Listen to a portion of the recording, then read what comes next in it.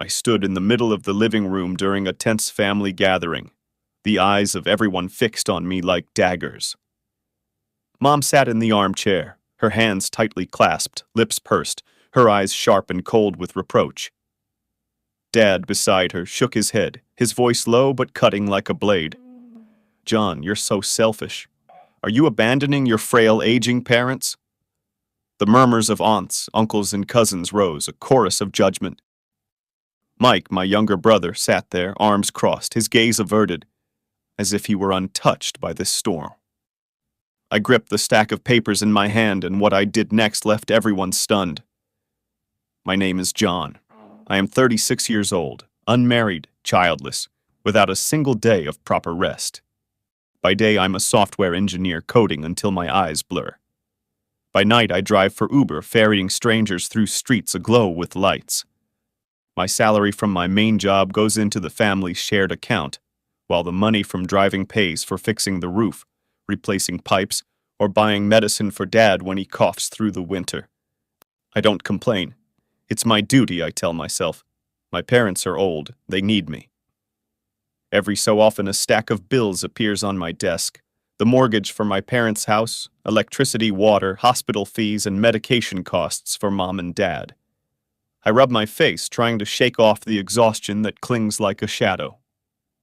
For 10 years, I've lived for my family, for the old house in the suburbs that my parents call their legacy.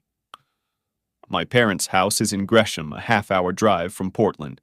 It's a 2-story home with peeling white paint and a moss-covered tile roof. I've paid to fix it, every tile, every pipe. I remember weekends spent covered in mud, climbing onto the roof to patch leaks, or sitting with Mom in the hospital, holding her hand as she whispered, "John, you're my rock." Those words used to be my motivation, making me believe every sacrifice was worthwhile. But then there's Mike, my 30-year-old brother, still living in his old upstairs bedroom, leeching off our parents. He has no stable job, just drifting through half-baked startup ideas that never materialize. Our parents dote on him, calling him Mommy's little boy.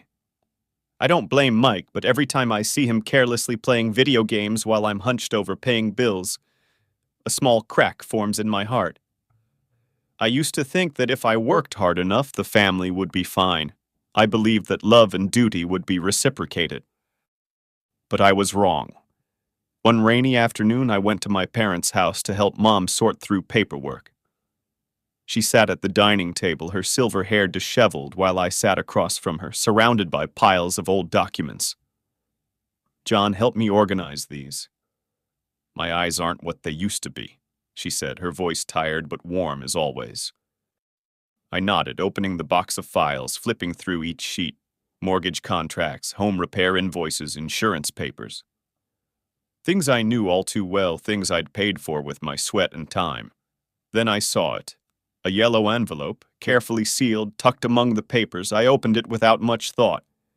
It was a will, handwritten by Dad, his firm script bearing both his and Mom's signatures. I read it, each line cutting into my heart like a knife. The house, worth $450,000. The savings account, the SUV Dad loved to drive, the jewelry Mom wore on special occasions, all left to Mike. My name wasn't there, not a single line, not even a mention. I sat there, my hands trembling as I held the paper, feeling as if the blood in my veins had stopped flowing. 10 years. 10 years of breaking my back, giving up dreams, declining trips and dates to keep this house standing. I'd paid nearly $200,000 toward the mortgage, roof repairs, plumbing, and Mom's medications. I'd sacrificed my youth, my dream of becoming a photographer, so my parents could live comfortably. And this was my reward. Nothing. I looked at Mom, still fussing with the papers as if nothing had happened. "Mom," I called, my voice hoarse, caught in my throat. "This will..." "Why?" She looked up, a flicker of panic in her eyes, quickly replaced by composure. She sighed, her voice soft but cold. "John, you're independent, you're strong. Mike is young, he needs support. You understand, don't you?" "Understand?" I wanted to scream, to tear the paper to shreds, to smash the table. It took me 2 days to bring this exciting and real story for you, and also convert into images for your entertainment. If you like my struggle like this video, subscribe my channel, press bell icon button, and don't forget to share with other. Thanks for watching.